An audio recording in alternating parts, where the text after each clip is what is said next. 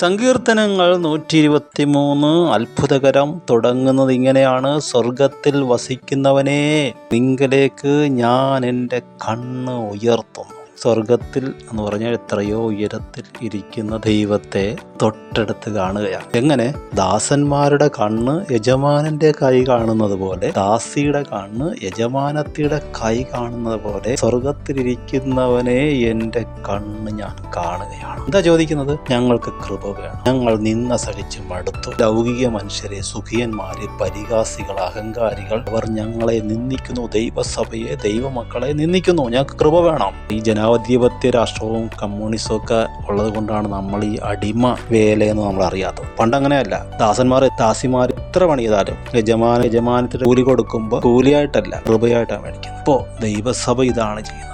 ലൗകിക പുരുഷന്മാരോടും ചെയ്യാനില്ല, ചെയ്താൽ എന്ത് ചെയ്യാനാ? നീ ചെയ്താലോ ഫലം.